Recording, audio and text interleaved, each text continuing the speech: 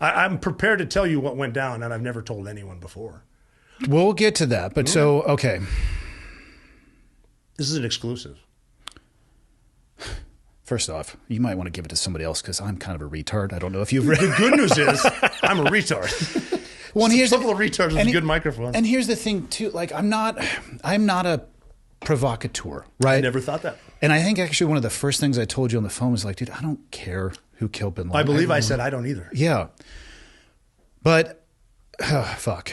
Because what this means is in the official debrief, the truth wasn't told. Which another way to put that is somebody somewhere lied. Yeah, possibly. Well, if the truth wasn't told, I'm going to connect the two on that, right? If the story that was told in the official debrief is not what happened on the ground, then... It was kind of close. Yeah, but you know as well as I do, that doesn't mean anything. Well, at a debrief, it really doesn't either. Unless that debrief is used to paint the official narrative moving forward. Possibly, yeah. The good news is, though, in the debrief, the point man for the second stack, who was 3 men in the room, everyone, him and behind, doesn't need to be subpoenaed because they didn't see it. And what some guys saw, they didn't see what they think they saw. When people are on TV admitting they shot Bin Laden while he was dead and the point man was always in front of me, they didn't say how far he was in front of you. So what actually happened? When I was 8 guys. Well, now I need to back up. Talk me through. Yeah, because we can skip the garden because I agree with you on that. I feel like the garden was probably a visual sweep. I think the guys who crashed in the fucking front yard cleared the garden on the way. We're going to give that one a visual pass. And I'd love to hear, because I don't know what happened on the helicopter that crashed. All I know is we fast roped a ton training to the point where I was like, we got to stop. I'm getting tendinitis. The only person to fast rope on that mission was the pilot. Good God. He put it down like he got out. Yeah, isn't that cool? When I walked in, well, after we had a failed breach on the northeast corner because it was a double door, but breacher put 7-foot C6, going to open it, blasted it brick wall. But that's good. Yeah. No one puts a fake door, so he's in. I was going to say that is an interesting indicator. That's learning by failure. Yeah. Because I think there was even a conversation, failed breaches is bad. It's like, no, this is good. That's a fake door and no one fucking does that. He's definitely in there. But now because we were put on the outside because the helicopter pilot saw the first one go down and my team was supposed to go to the roof. But then he came down and said, get out. And me, piss bottle in pockets. I remember stepping my right foot out, looking at Bin Laden's house, thinking, well, I guess we start the war from here. No problem. I mean, we didn't need the preparation. We've been doing CQB forever. But since we knew the exterior, I know goddamn well we can hit that one. Fail, whatever. And I heard something about Dash 1 going around. They were saying Dash 1 going down. Oh. And I don't want to get too much into the tactics, obviously. But I mean, this part of the story is cool because we came over the radio saying, hey, we're going to blast the carport. Same guy, clear the garden, said to one of the snipers, the sniper that actually rescued Richard Phillips, he goes, oh, we're trying to go silent. And he goes, really, buddy? We just crashed a helicopter in the front yard. Silence is going. It's kind of one of those funny conversations. Yeah. Also, the C7s are not quiet. No. Then, though, we're going to blast it. They said, no, we'll just open it. So they opened it. And, the thumb came out. And it's like, I remember thinking, okay, I don't know why they're in there, but that doesn't matter. They just are. Yeah. And that's important in life. Sometimes it doesn't matter why you're here. You just are. Yeah, you can talk about that later. Later in the debrief. Was the initial plan, just I'm trying to get a better understanding of how you guys plan this. And again, I don't want to go into the tactics of how anybody clears anything, but were you guys planning on deliberate, slow mechanical movement? No, fast, because we had to get out. We had 32 minutes on station. Really? But I mean, we could refuel with some of the 47s we brought in.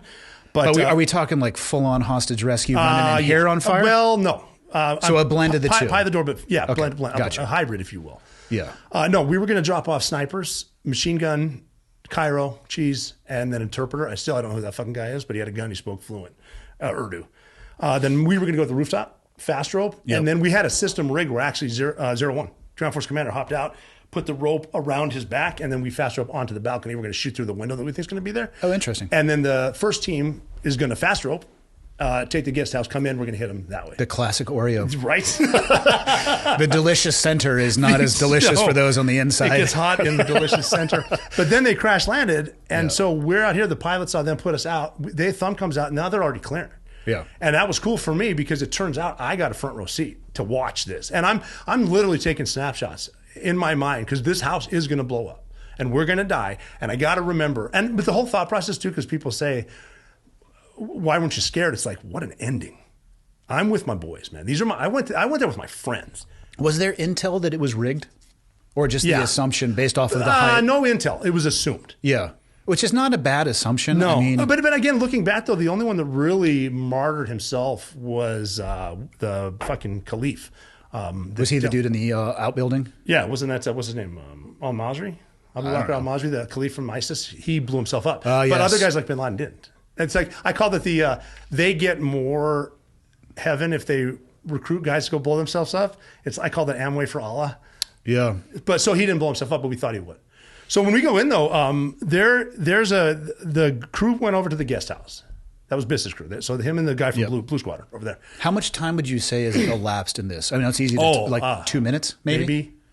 But what stuck out to me is I went to the front. There's a window going into one of the bedrooms, and one of my guys, really close friends, had taken shots, but the woman jumped on him and she killed her too.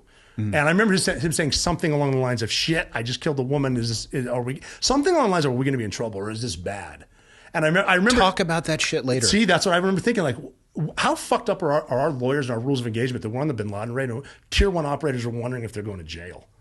Yeah, because I mean, actually, after they leave the barrel, if you're going to jail or not, that's going to sort itself later on. Yeah, you got to work your way through the problem. Yeah, I'm not advocating for shooting women, anybody. I'm just saying, in the moment, you need to complete the objective. Happened. Yeah, and it wasn't like he was shocked. It was brought up. Yeah, but then other guys went in. So now it's a long hallway, and there's doors off to the side. So I go in there in the hallway. I get out of the hallway, and there's a dude from the other bird in there. And that's when he said something. And he said something about helicopter crash. It's like, what helicopter crash? And he said something like, well, ours did. Like, you walk right past it. We crashed. And I remember watching dudes just being proud of them. Because I'm looking for bombs, too. I'm thinking the thermal barrack will be hanging down. Excuse me.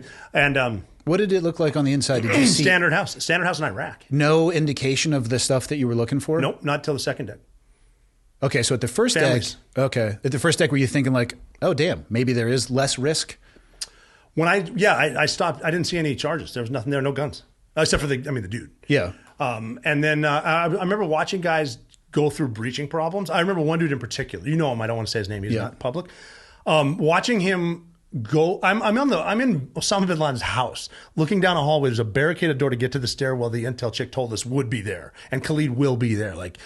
And I'm watching this dude. He's now going through the problems. I've watched him work at SEAL Team 2 when I was with him, through making charges, coming up with tactics. Yeah. Check the door, kick the door, hit the door, hoolie sleds. Like just solving it on the fly. And he's working it. And he puts a charge, he blasts it. I'm like, I'm so fucking proud of this dude. And working that without, I remember it's stupid to think of awards, but I'm like, this is some Navy Cross shit I'm watching. This is history. Proud of these dudes. Bam, it's open. Now we go. So I'm like 8 dudes back and we're at that stairwell. Mm-hmm. I saw it go down. But not as some people were closer to it, but it was where the point man whispered to Khalid. And I heard heading him up the stairs. Yeah, because she said you will run into Khalid bin Laden and he will be armed and he will be his last line of defense. And she was so cool, she being the woman that found bin Laden. I think I said chick earlier, sorry about that. She said, you will run into Khalid bin Laden. He's like 20 years old. He's his last line of defense. And if you want a shot, if you can ace him, you'll get a shot at the big guy. It was the way she told us. So it's an interesting way to describe that's how she talked. Yeah, fair enough. Cool. And so then they were separated. I'm looking sort up. And normally in an urban environment, I'm like 7 dudes, 8 dudes in front of me. I'm going to back up because if they start, I'm going to back up. But I'm like, we're going to fucking die anyway. I got to see what they do because we're very good at being quiet. None of that yelling shit. None of the clear stairwell. Yeah, and so that's what I meant. And I don't think people understand how surgical those elements can be. People don't understand. You can go from so loud to being whisper quiet. There's no yelling. There's no running unless you need to. It's body language. Body language. Yeah. That's it. You can tell that person is going this way because they're oriented. And also who your friends are through the way their shadows move. I can't get people to understand that. You can tell who they are by the way they walk. Oh, 100%. From the distance. Yeah. Or the way they carry their gun or the way that they are. Yes. It's that, yeah. And at that level too, that's another thing. The CQB at the SEAL Team 6 level is just different. I've never explained to anyone there was 2 trains up the stairs. Was it wide enough for it? They were just behind us. So we on the second floor, the point man said, I think he said, come here in 2 different languages. Yeah. And Khalid got confused and boom, he blasted him. And I did step over Khalid. Yeah. And so we get over and I was like, that's the coolest thing I've ever seen. I wouldn't have thought of that. I would have tried to pin the bottom or something or give him a fake and gone high. I don't know. Yeah. But he killed him. It was awesome. And then we get to the second floor, and that's when dudes split up. So so does the staircase continue? Staircase goes kind of up, straight. So because when I'm back here, point man goes here, shoots, everyone splits, and then I've been asked, why didn't he follow his shots? Well, because that's another level. That's the third floor, and he's by himself. And if you take a shot and follow it, that's suicide.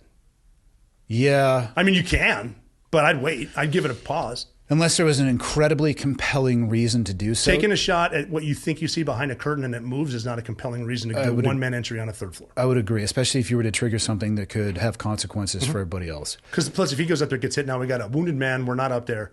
So he wraps and he's holding now on the third. It wasn't deck. a wrap; it was more turn on to it. It said here, and he shoots, and then I'm behind him. I came up as 2-man. And at this point, the second deck is being cleared, and there's offices. I remember I don't think I ever made entry later. I came back down. I didn't go to the left. I went to the right.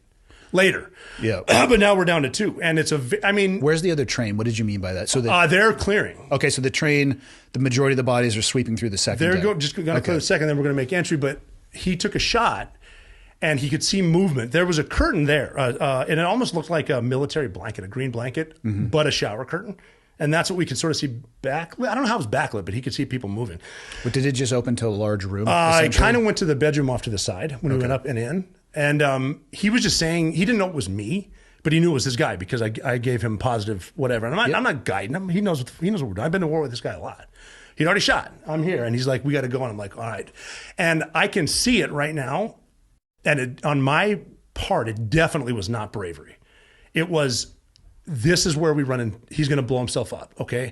And I'm going to feel, it's like I might survive this. I'm going to feel it. I'm tired of thinking about it, though. Let's fucking do this, right? So we did that. And he goes up the stairs, and he moved it, and the girls are right there, his daughters. And they're suicide bombers. Got to be, right? So he moved them. There's Bin Laden standing there. Amal's right in front of him. How much time did you guys have up there with just the two of you? Seconds, if that. Because as we enter, I shoot him. It was enough time to see his tongue come out, and his head was fucked up. And I saw his son, Hussein, too. And the humanity of it came through. It's like, this kid has nothing to do with this. Yeah. Move him back, and I turn, and they're here. Okay. So they turn, and now it's 2 trains. And this is not chaos, but this is now an extremely dynamic room.